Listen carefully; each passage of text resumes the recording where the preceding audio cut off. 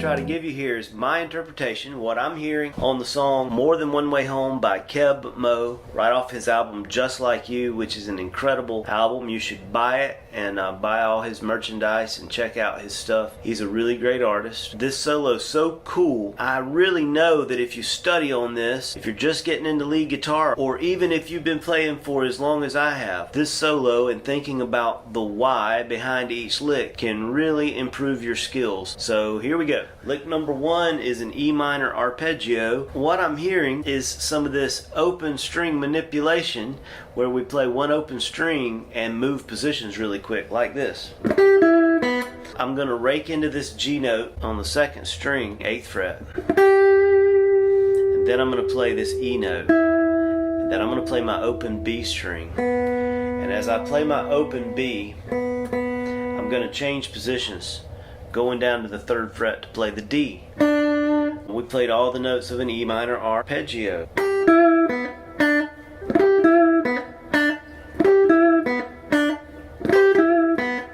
I realize this lick can be played in either position. You can do it all down here if you want to.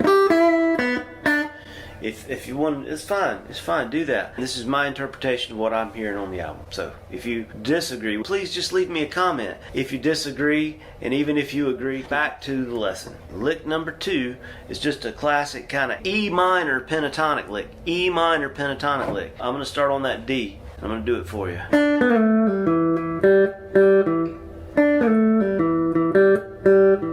Now in Keb's version, it's really tough to hear every little nuance that he plays. I mean, he is smooth with it, so you want to get smooth with it. Play it swiftly and just barely graze across some of these notes.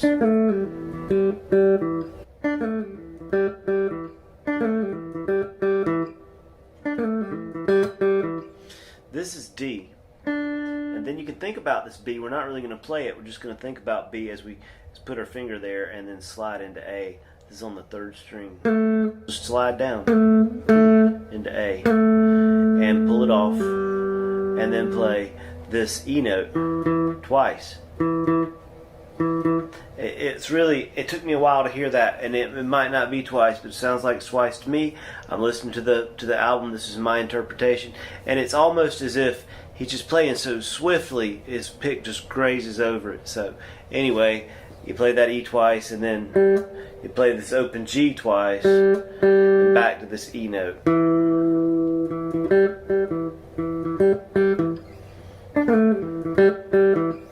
Alright, lick number 3 is a really smooth chromatic type lick that starts on this D on the 7th fret. And then you play this A on the 10th fret of the next string, and you walk it down chromatic style like. And then with your little finger slide into F sharp on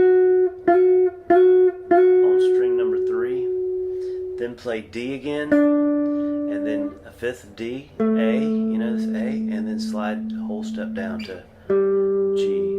Okay, so when you put that together, it sounds like this. Here it is slow.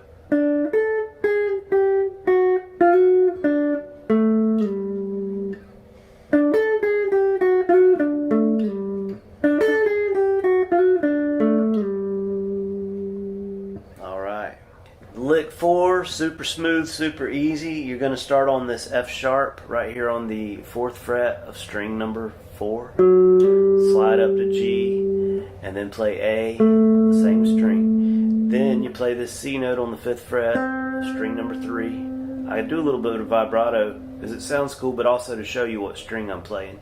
And slide down a half step to B. Alright? So the lick in its entirety, lick 4, real short and sweet, goes.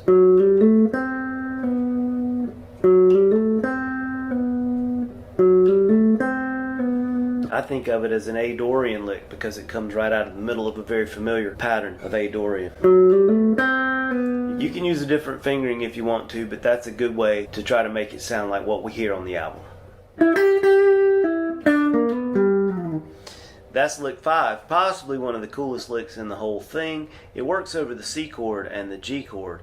It highlights the arpeggios of each chord. At the end, it's got a really cool little slide up to the major third of G, from the minor third to the major third. You know what that sounds like. So if you know these shapes, that helps a lot. Here's your C major. The lick comes right out of that. I'm playing this E, the 9th fret of the 3rd string, and then G, back to the E, and then C. Then shift your thinking to this G major, because we're going to play it like this.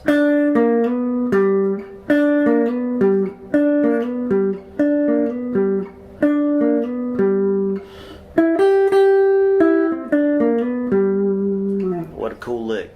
Alright, in lick 6, we're still playing over the G major chord, but I just think of this lick as like an E minor pentatonic lick that includes the 7th to give it that cool chromatic sound. But start on this D note, and we're going to land on a D as well, and just use fingers 1, 2, and 3 for this chromatic sound. And then play this G note and A and slide it up to B, and then play the D.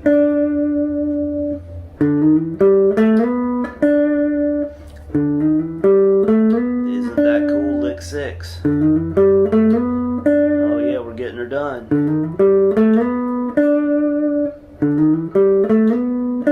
Stick around to the end of this video and I'll give you a cool jam track so you can practice all these licks in context. I'll do that at the end. Somebody remind me. Lick 7's gonna pick up right where we left off on the 7th fret with our 1st finger, but we're gonna slide to the 9th fret. This is a B note. I'm gonna slide into this B with my 3rd finger. It's on the 4th string, 9th fret, and here's the lick.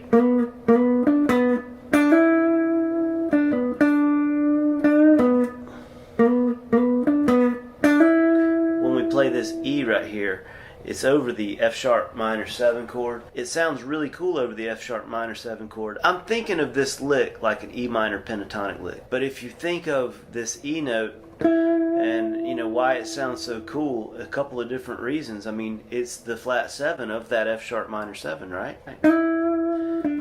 But also because, you know, E is kind of our tonal center in this deal.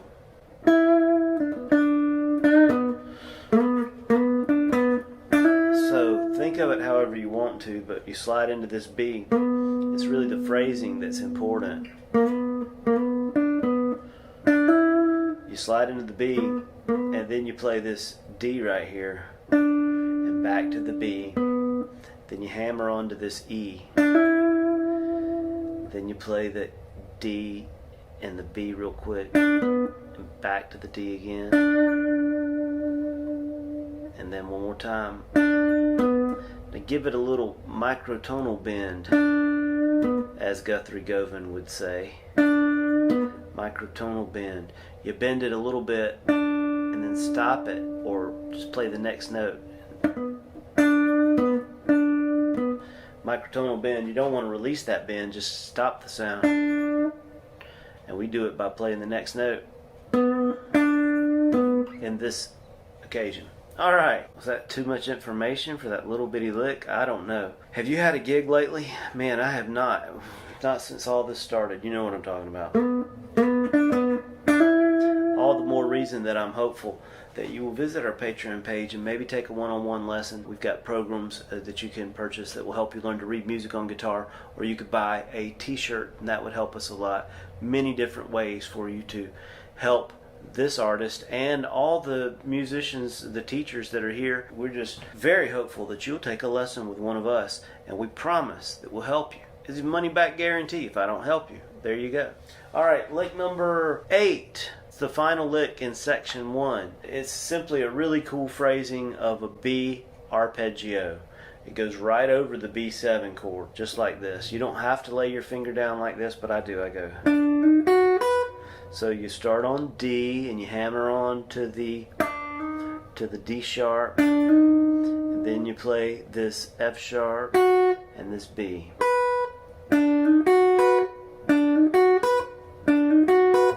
Try to not let those notes bleed into one another. That's not what I'm hearing on the recording. I'm hearing single notes on that lick.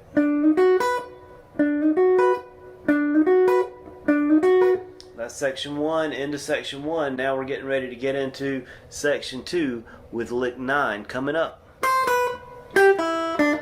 Lick number 9, we're going to play C on the 8th fret and then B.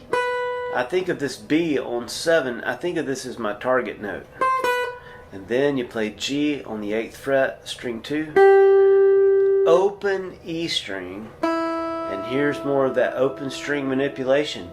We're going to change positions, go down here to the 3rd position and play D. Now notice the notes of E minor 7 are all right there. We got B, we got G, we got E, and D. So pretty cool E minor arpeggio there, leaving us on D and setting us up for lick 10. Lick 10 starts right where we left off on this D, and then you slide from this B on the 3rd string down to A. Pull it off, play this E note, and back to G. It's really quick, it's really speedy. Just work on it slowly and you'll get it. I don't recommend reading tablature. Many of you are going to ask for tablature about this lesson. I give tab on, well, most of the other lessons that I teach, you know, there's tab involved. But look, I want you to learn guitar, and I want you to think of it in a new way. I want you to think about target notes and arpeggios and note names on the fretboard, and that will help you so much more than looking at numbers on strings. I promise. I promise. It'll help you use what you've learned in your own way later on down the road. Promise. Lick 11. We're going to start right here on the 5th fret. This is an E on the 2nd string, and then to A on the 1st string. Both of those are on the 5th fret. And then B on the 7th fret. Pull it off to A. So far we got, and then G. I think about the A minor natural scale because we're going to descend it. A minor natural contains this next note F. We all know F is not a part of what we've been playing. It's not a part of the key that we've been playing in. So that's why I shift my thinking to the A minor natural scale for this lick 11, which I've never put numbers on these licks until this video, but we think ahead in our mind. We play the lick in our mind before we play it, and then just intuitively through practice know where to put our fingers to make the sounds that we hear, if that makes sense.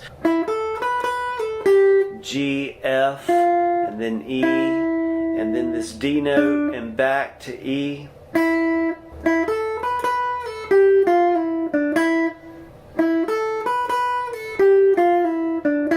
And then you jump to this C right here on the 5th fret of the string 3 and slide down 1/2 step to B. And that concludes lick 11. Here it is for you to practice with slowly.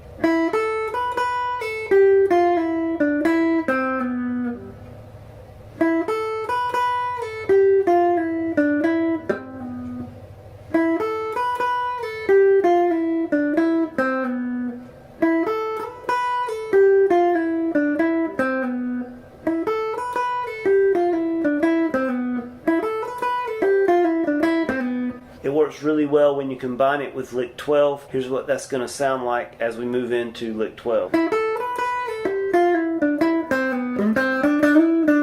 Hey, Keb Mo's hard stuff, man. Jump in, jump in. I'm trying to help you with a really cool solo and help you learn from it.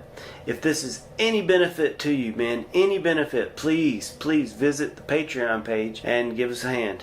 Lick 13.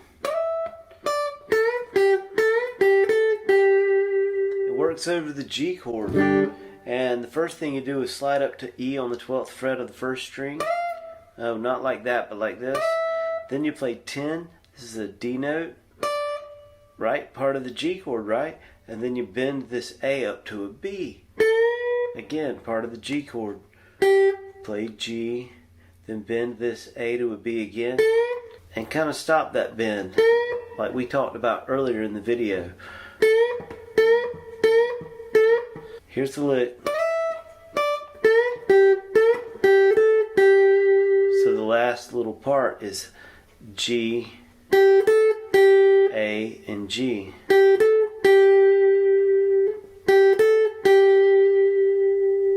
Isn't that cool?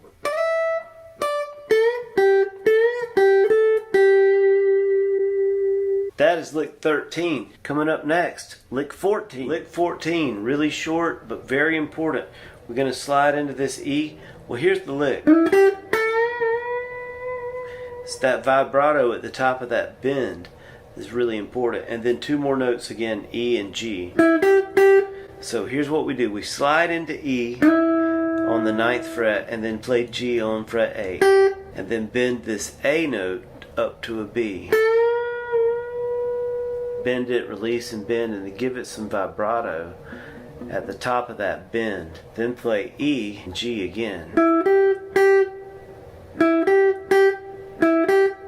Lick 14, really short, really important. It was working over the G chord, and we're transitioning now into the F sharp minor chord. Lick number 15. It works over the F sharp minor 7 chord. We're going to be descending an F sharp minor scale, starting on this B right here on the 7th fret, B to A, and then you change positions. Well, here's what the lick sounds like. We wind up on this E note right here. Again, once again, we find ourselves highlighting this E over the F sharp minor 7 chord, which is really cool because it's the flat 7 of F sharp minor 7. We're thinking about E minor for most of this solo. So that's pretty cool. B to A, G sharp to F sharp, then open E, and then D and D flat, and then B. So far we've got... So that's kind of right down the scale. And then you're going to play this A, open B, or you could play B on the 4th fret if you choose, either way. And then D flat again. Then slide D to E.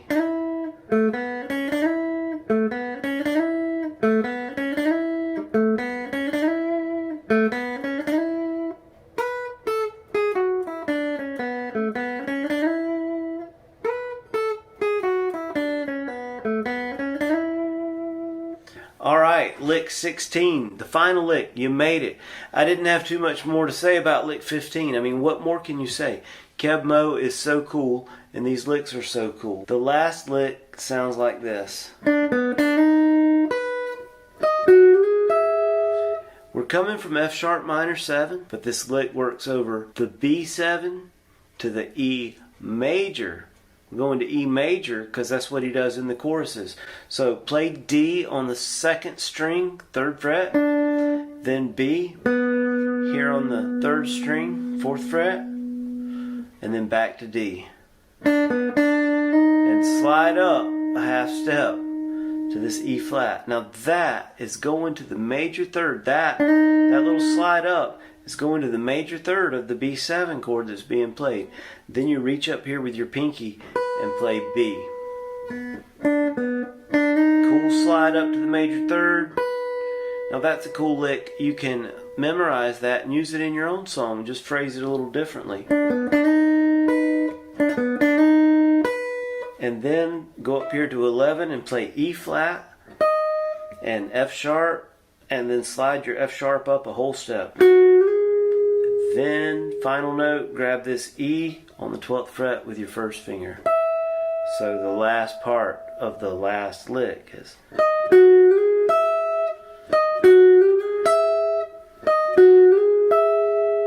What a a cool way to emphasize some of the main notes of E right there. So he goes.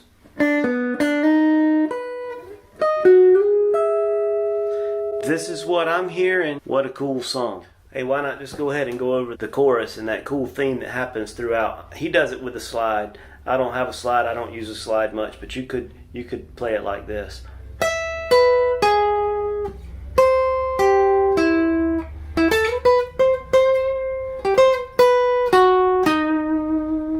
The chords for the chorus and for that part are E, C, A minor, B suspended to B, E again, C, A minor, B suspended to B.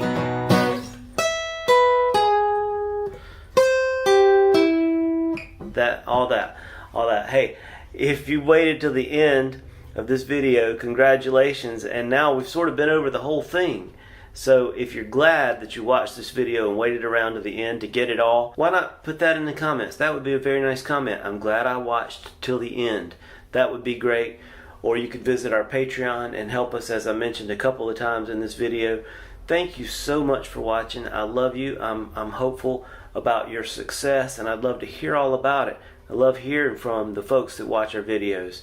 And to all you Kevin Moore fans and all you new Kevin Moore fans, I'll see you in the next video. Thanks a lot.